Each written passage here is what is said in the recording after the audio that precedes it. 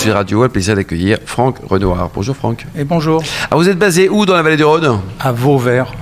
En fait, sur la commune de Vauvert. On est au milieu de rien, on est au sud de Vauvert. Pourquoi l'expression « au diable Vauvert » ? Alors, a priori, ça n'a rien à voir avec la région, ça serait de Paris, ça serait à la commune. Ouais. Et il y avait à l'est de Paris un quartier qui s'appelait Vauvert et on envoyait les mauvais garçons. Les mauvais garçons. Ouais, d'accord. Voilà, je crois. Il est né en 2003, c'est ça ? Il est né en 2003, oui. Ouais, ben racontez-nous votre histoire de vin, quoi. Ben, en fait, c'est une histoire... on a été dans le sud avec mon épouse, on aime bien l'art contemporain. On a acheté un tableau, un peintre qui s'appelle Pierre-Marie Brisson. On est devenu amis avec Pierre-Marie. Et un soir où on avait un petit peu trop fêté Bacchus, d'après ma femme. Voilà. Avec modération, attention. Avec modération, tout à fait. On s'est dit, tiens, on va faire du vin. Ah oui.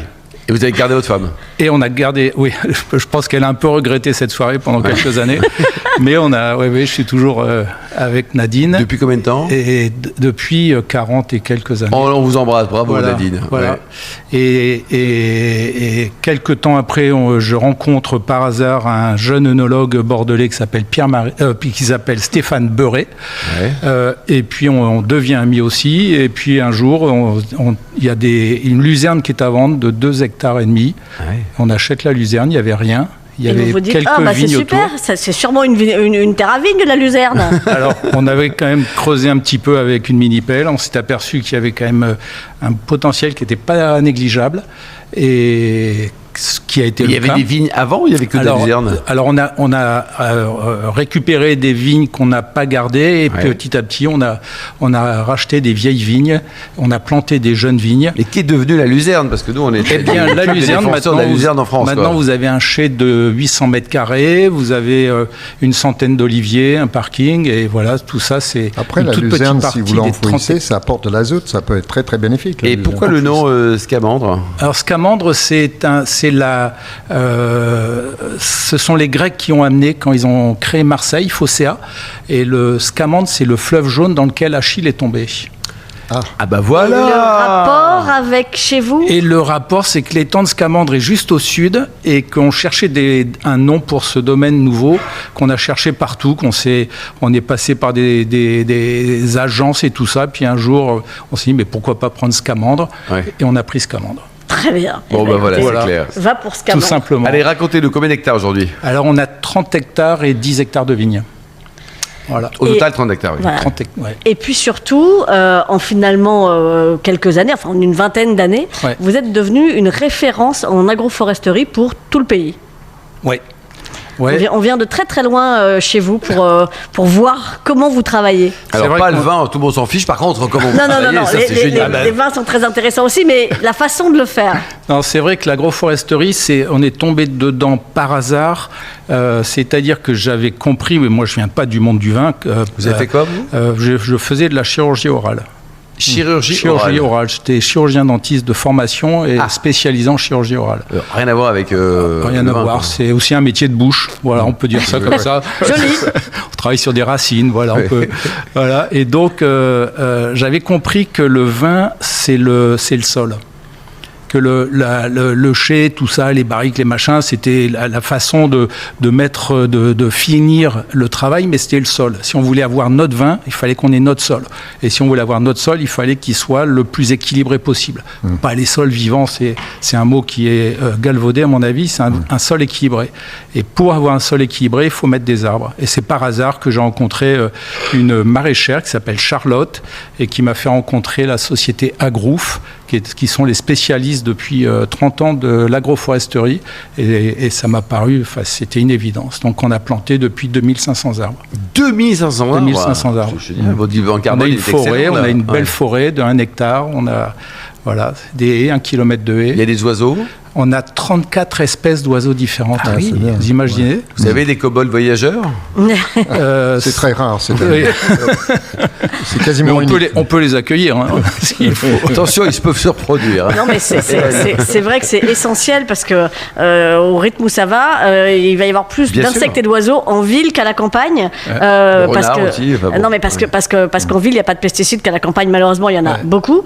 Donc c'est très, très, très précieux. C'est pour ça que je voulais on arrive sur le vin. là-dessus. peut-être. Oui, on voilà, arrive sur Hélène. le vin, je vous rassure. Donc, une gamme assez large. Allez, on démarre les terrasses d'Hortense.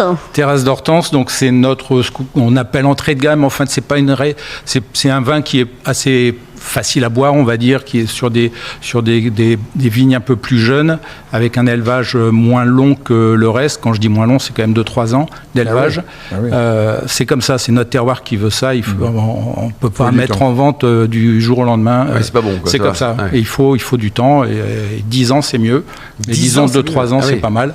Et voilà. Et c'est quoi le prix par rapport, je sais pas pourquoi, à une chirurgie dentaire, par exemple? J'ai pas compris la question. On est entre 12 et 40 euros. D'accord. Et un Sur peu la gamme plus des vins, sur la l'ensemble, gamme des ouais. vins et un peu plus quand on va dans la vinothèque, parce qu'on a une vinothèque jusqu'en 2005. Ah oui. On a gardé. Et ça tient toujours. Ah ouais. Ah ouais, ça tient bien. C'est Ouais. génial, ça. Et vous vendez encore des vieux millésimes, donc. Ouais. Alors c'est réservé pour la restauration et les pros. Ouais. Et puis quelquefois, quand il y a un copain, très copain, qui dit j'ai un anniversaire, mon Un petit. 2005, combien ça vaut une bouteille? Oh, ça doit être dans les 80 euros. Ouais, oui, bon, là, il est plus que prêt à boire. Hein. Il est plus que, ouais, il est très. On garde de la fraîcheur, de la fraîcheur, une belle acidité. Ouais. Bravo. Quel est l'encépagement sur le domaine? Alors sur nos 10 hectares, on a 18 cépages différents. Ah oui. Donc ça fait un peu du micro-parcellaire. Et on a en rouge, Vous on a êtes à l'égalité avec Châteauneuf-du-Pape. Ouais, ils ont essayé de faire comme nous et c'est pas mal ce qu'ils font. Hein. Non, ils démarrent, c'est sympa. Bon, acheter 2-3 évêques, ça va être Voilà, bon, là, ouais. on a enfin les Syrah, Carignan, Mourvèdre, et puis on a du Petit Verdot, on a du Marcellan, on a des choses comme ça. Et en blanc, on a de l'Arvine, de l'Altesse, de l'Albarigno, de la Certico. Vous êtes en vin de France ou en IGP? On est en vin de France. On est en train de passer toute la gamme en vin de France. Ouais. C'est sympa beaucoup parce plus que simple. entre l'Arvine suisse et l'Albarigno espagnol, c'est bien. Je veux dire, il y a Et effectivement l'Arvine, c'est super. C'est un très grand cépage. c'est beau. Hein. magnifique. C'est- Très bon, grand pour moi, l'Arvine, c'est un équivalent du Chenin dans sa versatilité. On accueillait il y a quelques émissions Patrick Baudouin. Pour moi, l'Arvine, c'est pareil. On peut tout faire avec du moment qu'on travaille bien et qu'elle est petite sur les bons Arvine. sols. Petite Arvine. Mais j'ai des souvenirs, notamment chez Dominique Rouvinet en Suisse, magnifique. Bref, je retourne chez vous, je retourne en France, chez Scamandre. La gamme continue avec Scamandre, et puis comme autrefois, puisque il y a un accent sur le... Comme voilà. c'est mon petit-fils chéri d'amour, Ah oui. voilà. Et donc comme autrefois, c'est d'un Mourvèdre sans soufre ajouté.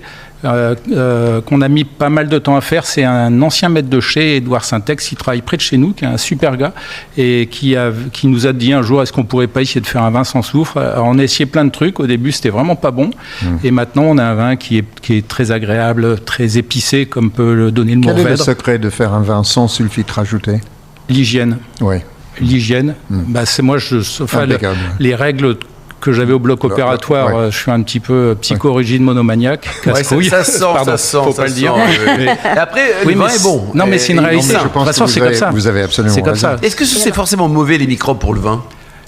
Ça dépend, c'est un équilibre. Est-ce que c'est forcément mauvais les microbes pour votre estomac? Ça dépend lesquels, ça Oui. dépend de l'équilibre et de la dose. Oui, alors qui est Ewen? Parce Ewen. qu'il y a une autre cuvée qui s'appelle les Jardins Les d'Ewen. jardins- Breton. alors c'est Erel et Nolwenn, mes deux filles d'amour chérie aussi. D'accord. Et ça c'est un Carignan Syrah pareil sans soufre ajouté. C'est Julien, notre gendre, qui est en train de reprendre les rênes du domaine. Bah, et les filles, qu'est-ce qu'elles font? Les filles, elles sont parisiennes mais elles aident beaucoup parce que quand on fait des articles, on a fait un livre de recettes, c'est elles qui l'ont mis en œuvre. Voilà, elles sympa. sont très impliquées. C'est un domaine très familial et pluritête, je sais pas comment Vous on allez dit. partir à la retraite? Non. Alors je suis à la retraite, Pluricéphale. pluricéphale. Je suis Ça vous va, ça à la retraite, il paraît. Ouais. Il Vous travaillez paraît. quand même énormément, quoi. On n'y croit pas tellement. Un site internet, peut-être une adresse, Hélène? Site internet, c'est scamandre.com. Le village, c'est Vauvert. Et on peut y aller. Il y a plein d'initiatives en Puis tourisme on va sympa. avoir toute la grande famille de Franck. Bientôt, C'est on génial, pourra ça. dormir dans des roulottes au milieu des vignes. Ça va être merveilleux. Oh, merci beaucoup, Franck Renoir. Merci Hélène Pio. Merci également David Cobol.